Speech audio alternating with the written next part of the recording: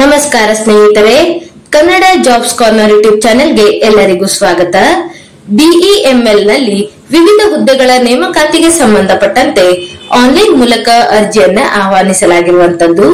ಇನ್ನು ಯಾವ್ಯಾವ ಹುದ್ದೆಗಳಿವೆ, ಎಷ್ಟೆಷ್ಟು ಹುದ್ದೆಗಳು ಖಾಲಿ ಇರುವಂತದ್ದು, ಏಜ್ ಲಿಮಿಟ್, ಎಜುಕೇಶನಲ್ ಕ್ವಾಲಿಫಿಕೇಶನ್ ಹಾಗೂ ಸೆಲೆಕ್ಷನ್ ಪ್ರೊಸೀಜರ್ ಬಗ್ಗೆ ಈ ಒಂದು ವಿಡಿಯೋದಲ್ಲಿ ಮುಂದೆ ನೋಡ್ತಾ ಹೋಗೋಣ.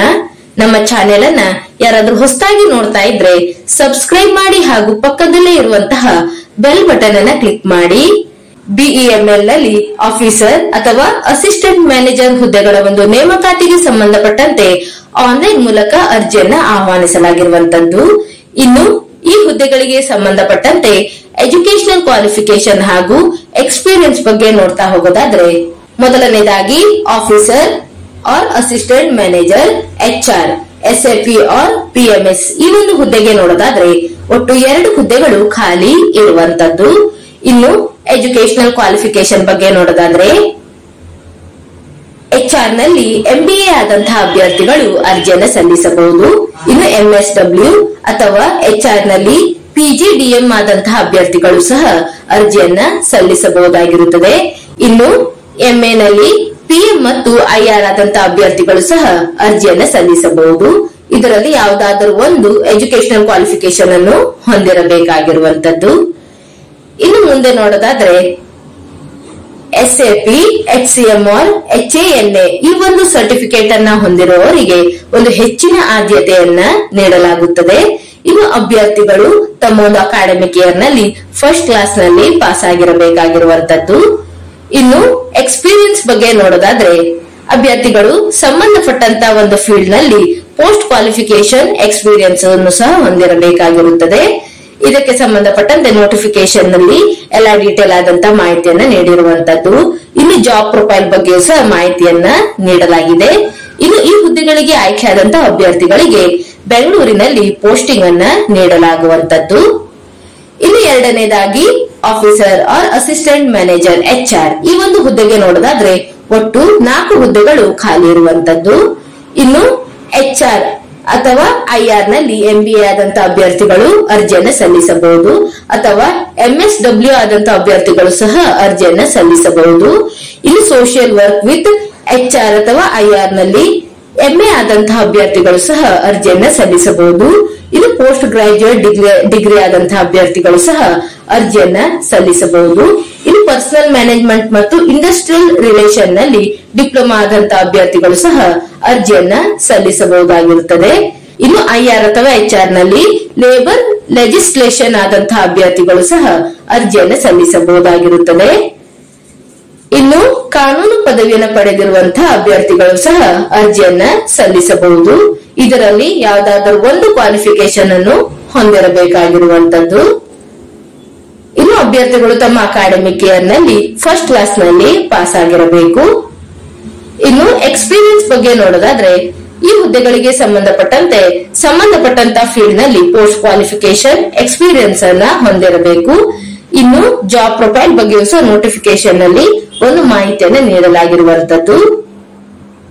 ಇನ್ನು ಮುಂದೆ ನೋಡೋದಾದ್ರೆ ಸ್ಯಾಲರಿ ಬಗ್ಗೆ ನೋಡೋದಾದ್ರೆ ಮೊದಲನೇದಾಗಿ ಗ್ರೇಡ್ 2 ಹುದ್ದೆಗಳಿಗೆ ಅಂದರೆ ಆಫೀಸರ್ HR ಈ ಒಂದು ಹುದ್ದೆಗಳಿಗೆ ನೋಡೋದಾದ್ರೆ ಕನಿಷ್ಠ 2 ವರ್ಷಗಳ ಒಂದು ಪೋಸ್ಟ್ ಕ್ವಾಲಿಫಿಕೇಶನ್ ಎಕ್ಸ್ಪೀರಿಯನ್ಸ್ ಅನ್ನ ಹೊಂದಿರಬೇಕು.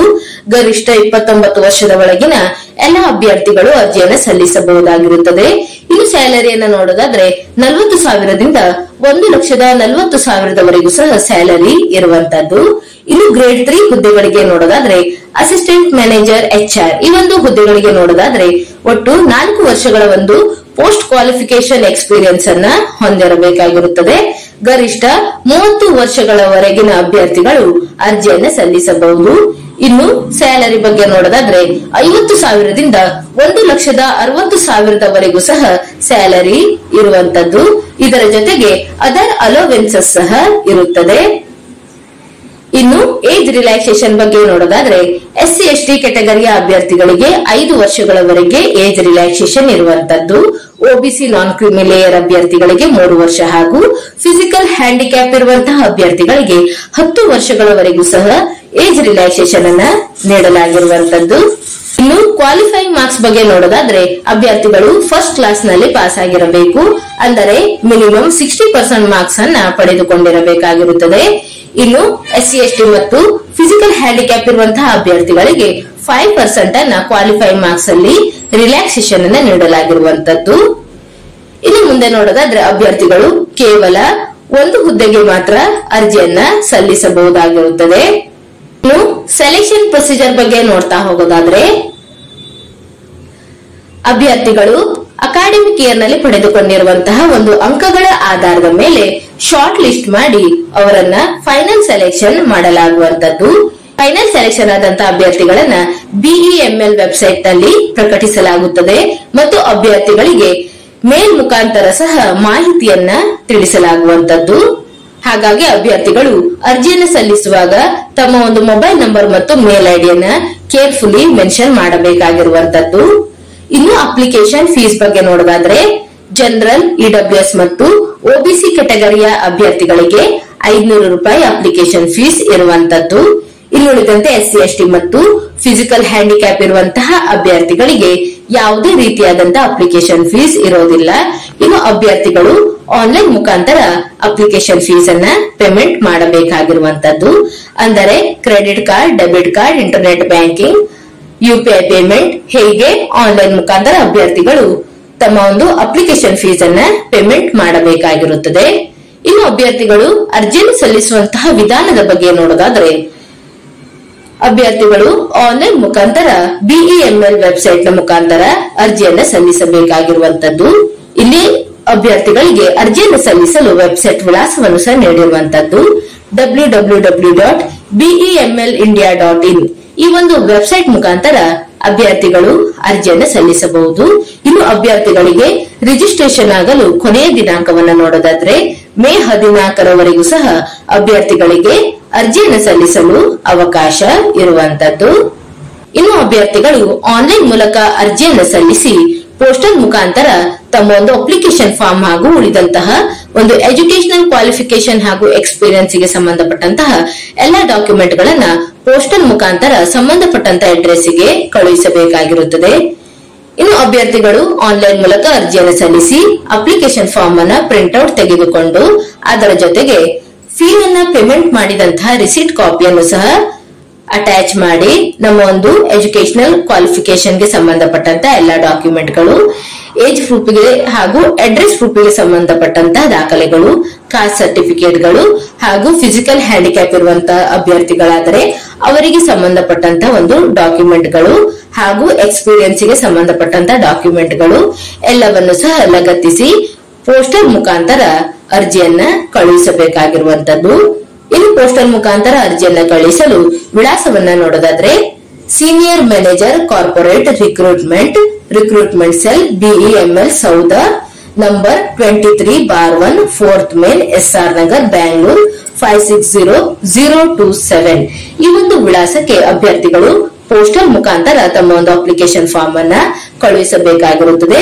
ಜೊತೆಗೆ ಅಭ್ಯರ್ಥಿಗಳು ಮೇ 21ರ ಒಳಗೆ ತಮ್ಮ ಒಂದು ಅಪ್ಲಿಕೇಶನ್ ಫಾರ್ಮ್ ತಲುಪುವಂತೆ ಕಳುಹಿಸಬೇಕು. ಇನ್ನು ಅಭ್ಯರ್ಥಿಗಳು ಪೋಸ್ಟಲ್ ಮುಖಾಂತರ ಅಪ್ಲಿಕೇಶನ್ ಫಾರ್ಮ್ ಅನ್ನ ಕಳಿಸುವಾಗ ಯಾವ್ಯಾವ ಡಾಕ್ಯುಮೆಂಟ್ ಗಳನ್ನ ಕಳಿಸಬೇಕು ಎನ್ನುವುದರ ಬಗ್ಗೆ ಸಹ ಒಂದು ನೋಟಿಫಿಕೇಶನ್ ನಲ್ಲಿ ಡೀಟೇಲ್ ಆದ ಮಾಹಿತಿಯನ್ನು ನೀಡಲಾಗಿರುವಂತದ್ದು.